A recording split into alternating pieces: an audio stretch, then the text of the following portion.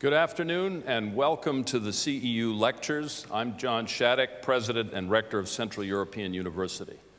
It's my great privilege to introduce this special series of 5 lectures by George Soros held here in Budapest at the Hungarian Academy of Sciences under the auspices of Central European University. In these lectures, George Soros will draw upon a lifetime of practical and philosophical reflection and share his latest thinking on economics and politics. Today, Mr. Soros will present the fundamentals of his philosophical theory. Each lecture will be video conferenced to one of 5 universities on 4 continents, creating an unprecedented, interactive, international audience of students in real time. Today's lecture will include students from the London School of Economics, in addition to the invited guests and Central European University students who are here at the Academy. Our moderator today is the distinguished philosopher Colin McGinn, renowned for his work in the philosophy of mind. Mr. Soros will lecture for approximately 50 minutes, and Mr. McGinn will offer a brief response. Mr. Soros will then take questions from the audience, starting with 3 questions from the London School of Economics and then from our audience here in Budapest. I'm now delighted to present George Soros, who truly needs no introduction.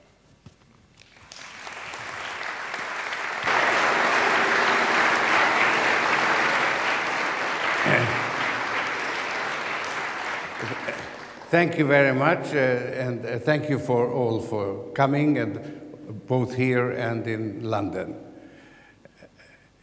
In the course of my life, I've developed a conceptual framework which has helped me both in making money as a hedge fund manager and in spending it as a policy-oriented philanthropist.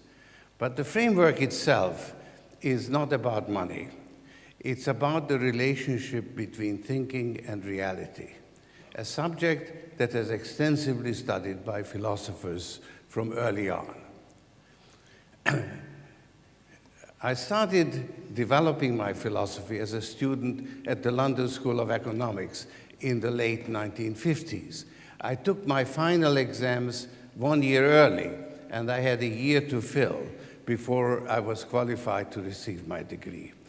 I could choose my own tutor, and I chose Karl Popper, whose book, The Open Society and Its Enemies, had made a profound impression on me. In his books, Popper argued that the empirical truth can't be known with absolute certainty. Even scientific laws can't be verified beyond the shadow of a doubt. They can only be falsified by testing. One failed test is enough to falsify, but no amount of confirming instances is sufficient to verify. Scientific laws are hypothetical in character, and their truth remains subject to testing. Ideologies which claim to be in possession of the ultimate truth are making a false claim. Therefore, they can be imposed on society only by force. This applies to communism, fascism, and National Socialism alike. All these ideologies lead to repression. Popper proposed a more attractive form of social organization, an open society in which people are free to hold divergent opinions, and the rule of law allows people with different views and different interests to live together in peace. Having lived through both Nazi and communist occupation here in Hungary, I found the idea of an open society immensely attractive. While I was reading Popper, I was also studying economic theory, and I was struck by the contradiction between Popper's emphasis on imperfect understanding and the theory of perfect competition in economics, which postulated perfect knowledge. This led me to start questioning the assumptions of economic theory. These were the two major theoretical inspirations of my philosophy. It's also deeply rooted in my personal history. The formative experience of my life was the German occupation of Hungary in 1944. I was not yet 14 years old at the time, coming from a reasonably well-to-do middle-class background, suddenly confronted with the prospect of being deported and killed just because I was Jewish. Fortunately, my father was well prepared for this far from equilibrium experience. He had lived through the Russian Revolution, and that was the formative experience of his life. Until then, he had been an ambitious young man. When the First World War broke out, he volunteered to serve in the Austro-Hungarian army. He was captured by the Russians and taken as a prisoner of war to Siberia. Being ambitious, he became the editor of a newspaper produced by the prisoners. It was handwritten and displayed on a plank, and it was called The Plank. This made him so popular that he was elected the prisoners' representative. Then some soldiers escaped from a neighboring camp, and their prisoner's representative was shot in retaliation. My father, instead of waiting for the same thing to happen in his camp, organized a breakout. His plan was to build a raft and sail down to the ocean. But his knowledge of geography was somewhat deficient. He didn't realize that all the rivers in Siberia flow into the Arctic. They drifted for several weeks before they realized that they were heading for the Arctic. And it took them several more months to make their way back to civilization across the taiga.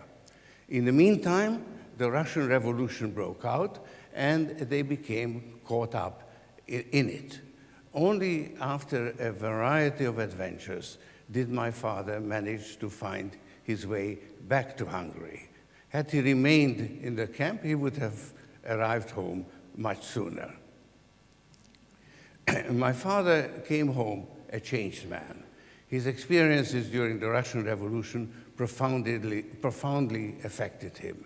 He lost his ambition and wanted nothing more from life than to enjoy it. He imparted to his children values that were very different from those of the milieu in which we lived. He had no desire to amass wealth or become socially prominent. On the contrary, he worked only as much as was necessary to make ends meet. I remember being sent to his main client to borrow some money before we went on a skiing holiday. My father was grouchy for months afterwards because he had to work to pay it back. Although we were reasonably prosperous, we were not the typical bourgeois family, and we were proud of being different. In 1944, when the Germans occupied Hungary, my father immediately realized that these were not normal times, and the normal rules didn't apply. He arranged false identities for his family and a number of other people. Those who could, paid. Others he helped for free. Most of them survived. That was his finest hour. Living with false identity turned out to be an exhilarating experience for me too. We were in mortal danger. People perished all around us, but we managed not only to survive, but to help other people. We were on the side of the angels, and we triumphed against overwhelming odds. This made me feel very special. It was high adventure. I had a reliable guide in my father and came through unscathed. What more could a 14-year-old ask for? After the euphoric experience of escaping the Nazis, life in Hungary started to lose its luster during the Soviet occupation. I was looking for new challenges, and with the help of my father, I found my way out of Hungary. When I was 17, I became a student in London. In my studies, my primary interest was to gain a better understanding of the strange world into which I had been born. But I have to confess, I also harbored some fantasies of becoming an important philosopher. I believed that I had gained insights that set me apart from other people. Living in London was a big letdown. I was without money, alone, and people were not interested in what I had to say. But I didn't abandon my philosophical ambitions, even when circumstances forced me to make a living in more mundane pursuits. After completing my studies, I had a number of false starts. Finally, I ended up as an arbitrage trader in New York. But in my free time, I continued to work on my philosophy. That's how I came to write my first major essay, entitled The Burden of Consciousness. It was an attempt to model a Popper's framework of open and closed societies. It linked organic society with a traditional mode of thinking, closed society with a dogmatic mode, and open society with a critical mode. What I could not properly resolve was the nature of the relationship between the mode of thinking and the actual state of affairs. That problem continued to preoccupy me, and that's how I came to develop the concept of reflexivity, a concept I shall explore in greater detail a little later. It so happened that the concept of reflexivity provided me with a new way of looking at financial markets, a better way than the prevailing theory. This gave me an edge, first as a securities analyst and then as a hedge fund manager. I felt as if I were in possession of a major discovery that would enable me to fulfill my fantasy of becoming an important philosopher. At a certain moment, when my business career ran into a roadblock, I shifted gears and devoted all my energies to developing my theory. But I treasured my discovery so much that I couldn't part with it. I felt that the concept of reflexivity needed to be explored in great depth. As I delved deeper and deeper into the subject, I got lost in the intricacies of my own constructions. One morning, I couldn't understand what I had written the night before. At that point, I decided to abandon my philosophical explorations and to focus on making money. It was only many years later, after a successful run as a hedge fund manager, that I returned to my philosophy. I published my first essay, The Alchemy of Finance, in 1987. In that book, I tried to explain the philosophical underpinnings of my approach to financial markets. The book attracted a certain amount of attention. It has been read by most people in the hedge fund industry, and it is taught in business schools. But the philosophical arguments didn't make much of an impression. They were largely dismissed as the conceit of a man who has been successful in business and fancied himself as a philosopher. I myself came to doubt whether I was in possession of a major new insight. After all, I was dealing with a subject that has been explored by philosophers since time immemorial. What grounds did I have for thinking that I had made a new discovery, especially as nobody else seems to think so? Undoubtedly, the conceptual framework was useful to me personally, but it didn't seem to be considered equally valuable by others. I had to accept that judgment. I didn't give up my philosophical interests, but I came to regard them as a personal predilection. I continued to be guided by my conceptual framework, both in my business and in my philanthropic activities, which came to assume an increasingly important role in my life. And each time I wrote a book, I faithfully recited my arguments. This helped me to develop my conceptual framework, but I continued to consider myself a failed philosopher. Once I even gave a lecture with the title, "A Failed Philosopher Tries Again." All this has changed as a result of the financial crisis of 2008. My conceptual framework enabled me both to anticipate the crisis and to deal with it when it finally struck. It has also enabled me to explain and predict events better than most others. This has changed my own evaluation and that of many others.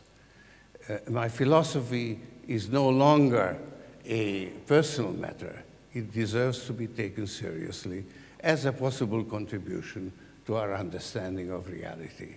And that is what has prompted me to give this series of lectures.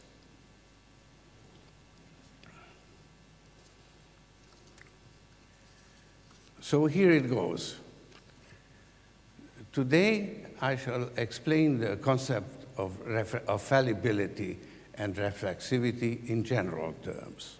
Tomorrow, I shall apply them to the financial markets, and after that, to politics. That will also bring in the concept of open society.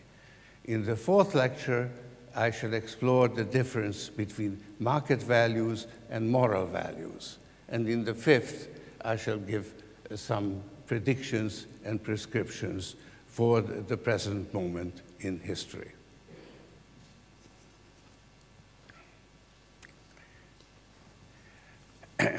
I can state the core idea in two relatively simple propositions. One is that the situation that has thinking participants, the participants' view of the world is always partial and distorted. That's the principle of fallibility. The other is that these distorted views can influence the situation to which they relate, because false views lead to inappropriate actions. That's the principle of reflexivity. For instance, treating drug addicts as criminals creates criminal behavior. It misconstrues the problem and interferes with the proper treatment of addicts. As another example, declaring that government is bad tends to make for bad government. Both fallibility and reflexivity are sheer common sense. So when my critics say that I am merely stating the obvious, they are right, up to a point. What makes my propositions interesting is that their significance has not been generally appreciated. The concept of reflexivity in particular has been studiously avoided and even denied by economic theory. So my conceptual framework deserves to be taken seriously, not because it constitutes a new discovery, but because something as commonsensical as reflexivity has been so studiously ignored. Recognizing reflexivity has been sacrificed to the vain pursuit of certainty in human affairs, most notably in economics. And yet, uncertainty is the key feature of human affairs. Economic theory is built on the concept of equilibrium, and that concept is in direct contradiction with the concept of reflexivity.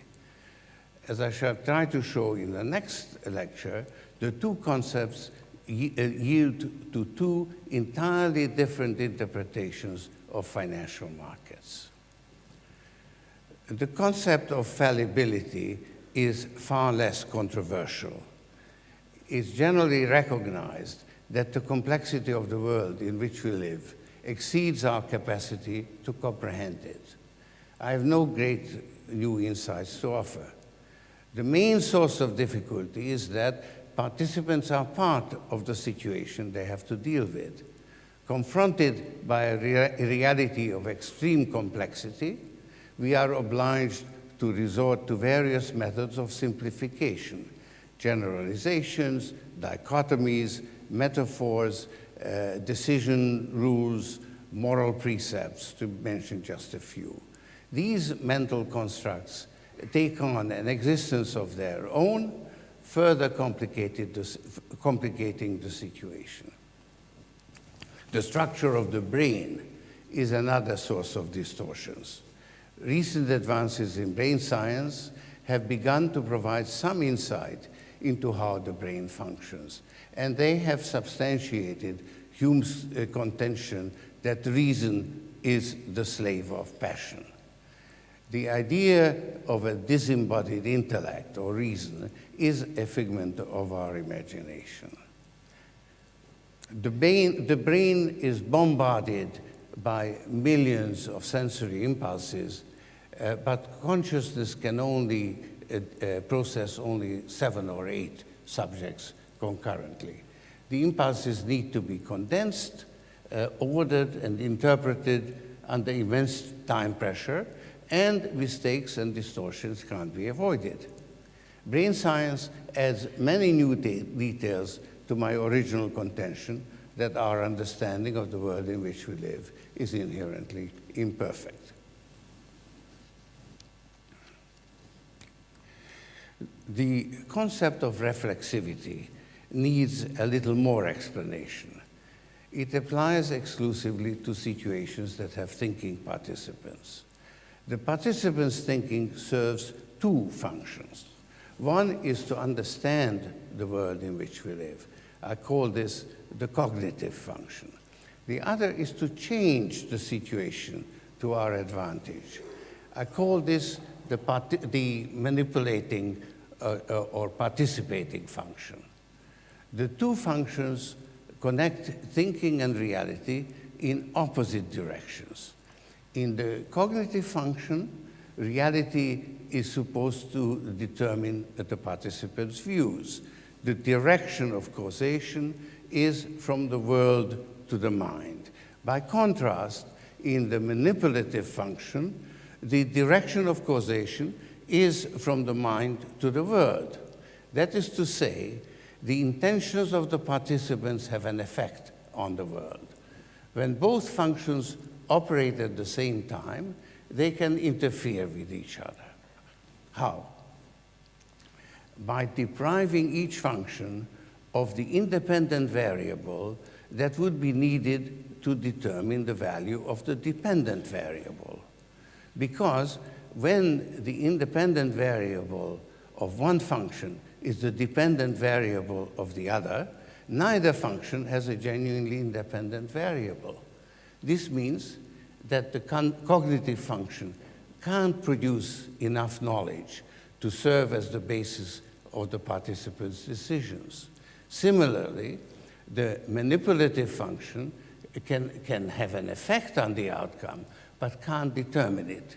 In other words, the outcome is liable to diverge from the participants' intentions.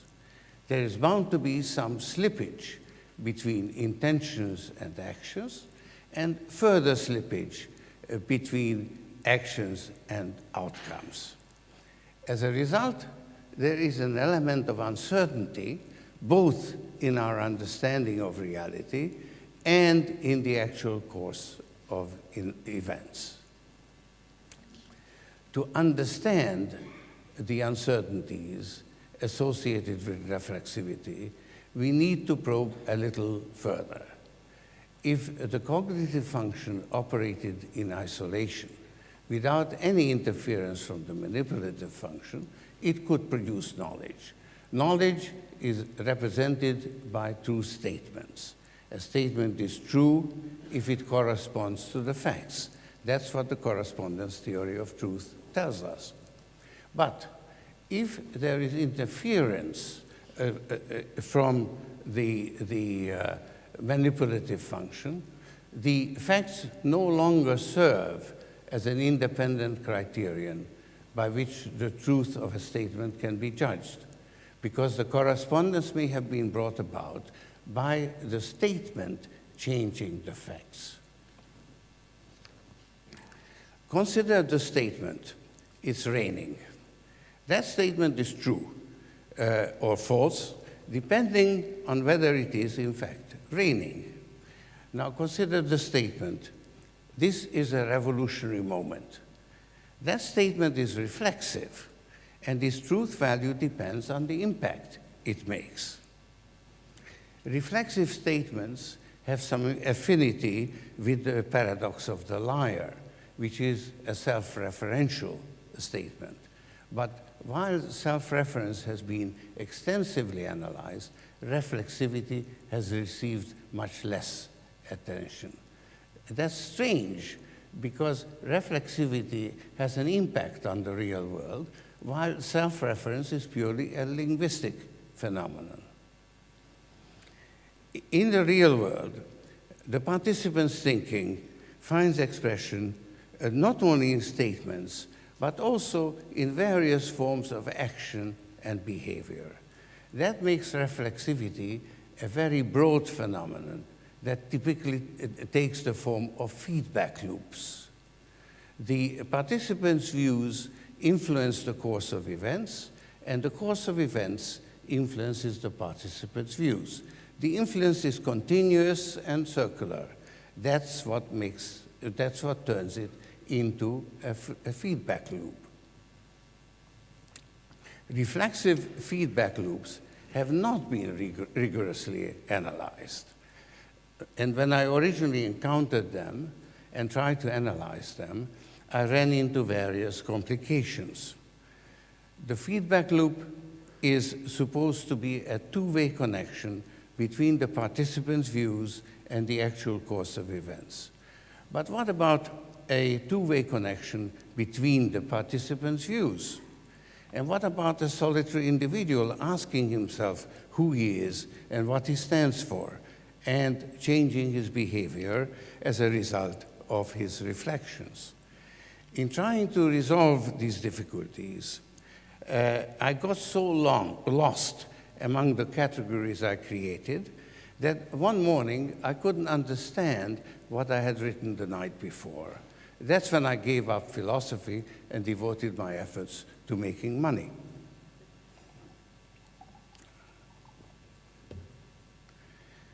To avoid that trap,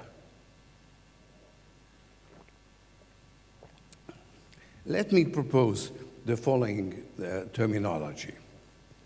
Let's distinguish between the objective and subjective aspects of reality. Thinking constitutes the subjective aspect, events the objective.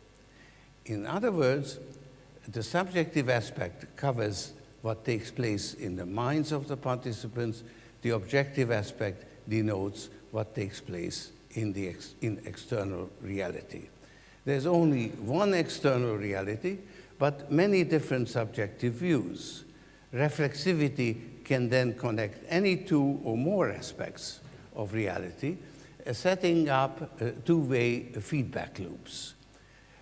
Exceptionally, it may even occur within a single aspect of reality, as in the case of a solitary individual reflecting on his own identity. This may be described as self-reflexivity. We may then distinguish between two broad categories: reflexive relationships, which connect the subjective aspects, and reflexive events, which involve the objective aspect as well. Marriage is a reflexive relationship. The crash of 2008 was a reflexive event. When reality has no subjective aspect, there can be no reflexivity.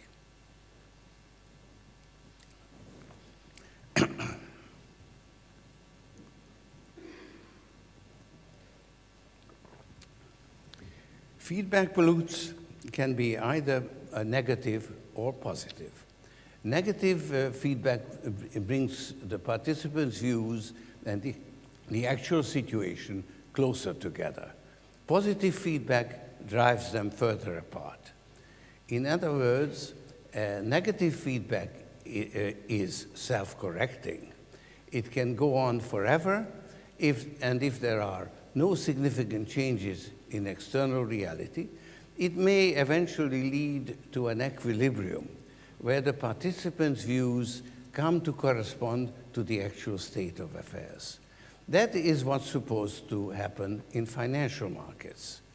So equilibrium, which is the central case in economics, turns out to be a limiting case in my conceptual framework. By contrast, a positive feedback process is self-reinforcing. It can't go on forever because eventually the participants' views would become so far removed from objective reality that the participants would have to recognize them as unrealistic. Nor can the iterative process occur without any change in the actual state of affairs, because it's in the nature of positive feedback that it reinforces whatever tendency prevails in the real world. Instead of equilibrium, we are faced with a dynamic disequilibrium, or what may be described as far from equilibrium conditions. Usually, in far from equilibrium situations, the divergence between perceptions and reality leads to a climax which sets in motion a positive feedback process in the opposite direction. Such initially self-reinforcing but eventually self-defeating boom-bust processes or bubbles are characteristic of financial markets. But they can also be observed in other spheres. There, I call them fertile fallacies, interpretations of reality that are distorted, yet produce results which reinforce the distortion. I realize that this is all very abstract and difficult to follow. It would make it much easier if I gave some concrete examples, but you'll have to bear with me. I want to make a different point, and the fact that it's so difficult to follow abstract arguments helps me to make it. In dealing with subjects like reality or thinking or the relationship between thinking and reality, it's easy to get confused and formulate problems the wrong way. So, misinterpretations and misconceptions can play a very important role in human affairs. The recent financial crisis can be attributed to a mistaken interpretation of how financial markets work. I shall discuss that in the next lecture. In the third lecture, I shall discuss two fertile fallacies, the Enlightenment fallacy and the postmodern fallacy. These concrete examples will demonstrate how important misconceptions have been in the course of history. But for the rest of this lecture, I shall stay at the lofty heights of abstraction. I contend that situations that have thinking participants have a different structure from natural phenomena. The difference lies in the role of thinking. In a natural phenomena, thinking plays no causal role and serves only a cognitive function. In human affairs, thinking is part of the subject matter and serves both a cognitive and a manipulative function. The two functions can interfere with each other.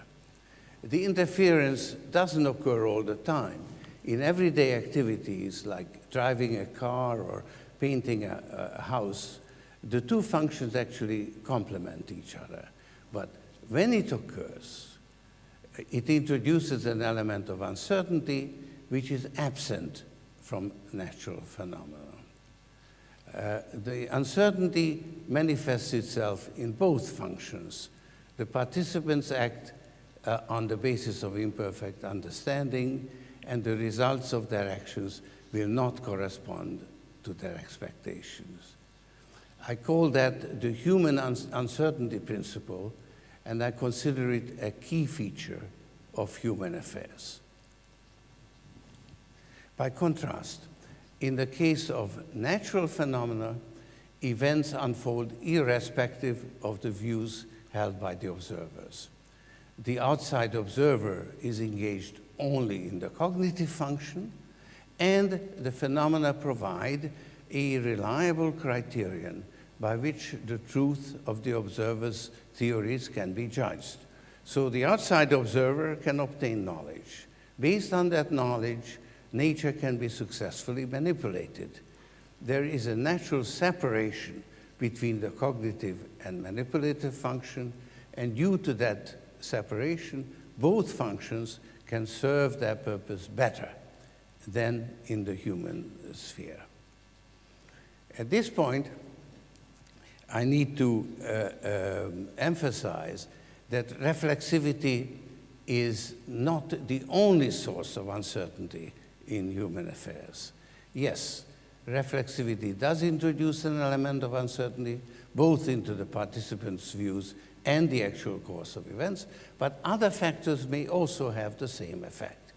For instance, the fact that participants can't know what the other participants know is something quite different from reflexivity, yet it's a source of uncertainty. The fact that different participants have different interests, some of which may be in conflict with each other, is another source of uncertainty. Moreover, each individual participant may be guided by a multiplicity of values which may not be self-consistent, as Isaiah Berlin has pointed out. The uncertainties created by these factors are likely to be even more extensive than those generated by reflexivity. I have lumped them all together, and when I speak of the human uncertainty principle, which is an even broader concept than reflexivity. The human uncertainty principle I am talking about is much more specific and stringent than the subjective skepticism that pervades Cartesian philosophy. It gives an objective reason to believe that our perceptions and expectations are, or at least may be, wrong. Although the primary impact of human uncertainty falls on the participants, it has far-reaching implications for the social sciences. I can explicate them best by invoking Karl Popper's theory of scientific method. It's a beautifully simple and elegant scheme. It consists of 3 elements and 3 operations. The 3 elements are scientific laws and the initial and final conditions to which those laws apply. The 3 operations are prediction, explanation, and testing. When the scientific laws are combined with the initial conditions, they provide predictions. When they are combined with the final conditions, they provide explanations. In this sense, predictions and explanations are symmetrical and reversible. That leaves testing, where predictions derived from scientific laws are compared with the actual results. According to Popper, scientific laws are hypothetical in character. They can't be verified, they can only be falsified by testing. The key to the success of scientific method is that it can test generalizations of universal validity with the help of singular observations. One failed test is sufficient to falsify a theory, but no amount of confirming instances is sufficient to verify. This is a brilliant solution to the otherwise intractable problem: how can science be both empirical and rational? According to Popper, it's empirical because we test our theories by observing whether the predictions we derive from them are true. And it's rational because we use deductive logic in doing so. Popper dispenses with inductive logic and relies instead on testing. Generalizations that can't be tested do not qualify as scientific. Popper's emphasis on the central role of testing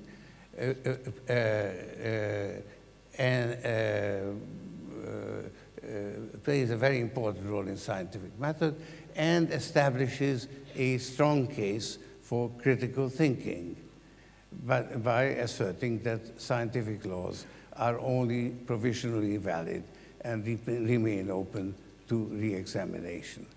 Thus, the three salient features of Popper's scheme are the symmetry between prediction and explanation, the asymmetry between verification and falsification, and the central role of testing. Testing allows science to grow, improve, and innovate.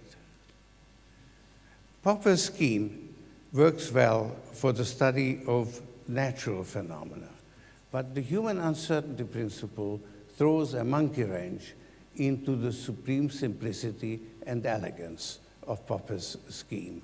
The symmetry between predictions and explanations is destroyed because of the element of uncertainty in predictions.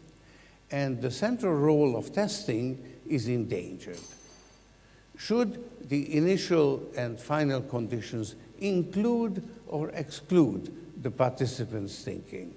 The question is important because testing requires replicating those conditions. If the participants' thinking is included, it's difficult to observe what the initial and final conditions are, because the participants' views can only be inferred from their statements or actions. If it's excluded, the initial and final conclusions don't constitute singular observations, because the same objective conditions may be associated with very different views held by the participants. In either case, generalizations can't be properly tested. These difficulties don't preclude social scientists from producing worthwhile generalizations, but they are unlikely to meet the requirements of Popper's scheme, nor can they match the predictive power of the laws of physics.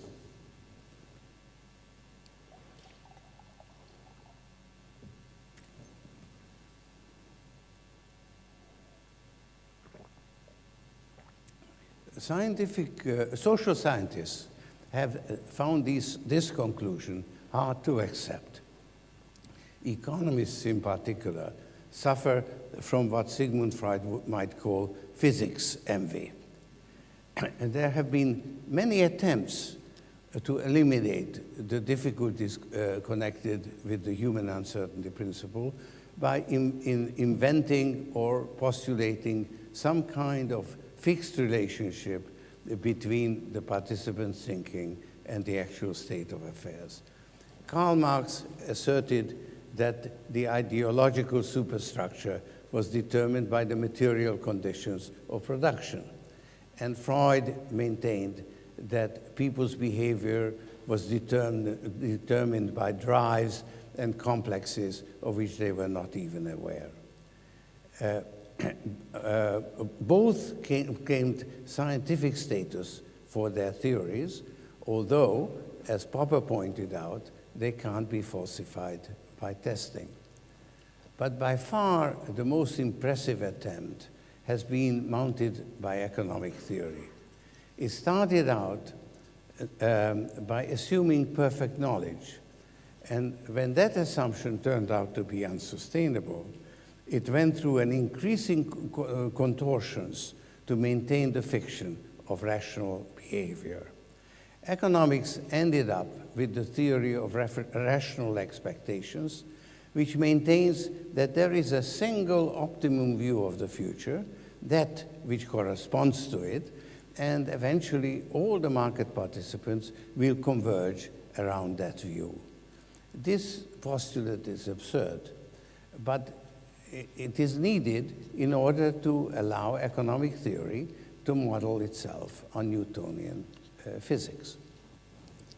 Interestingly, both Karl Popper and Friedrich Hayek recognized in their famous exchange in the pages of Economica that the social sciences can't produce results comparable to physics. Hayek inveighed against the mechanical and uncritical application of the quantitative methods of natural science. He called it scientism. And Karl Popper wrote about the poverty of historicism, where he argued that history is not determined by universally valid scientific laws. Nevertheless, Popper proclaimed what he called the doctrine of the unity of method, by which he meant that both natural and social sciences should be judged by the same criteria. And Hayek, of course, became the apostle of the Chicago School of Economics, where market fundamentalism was born.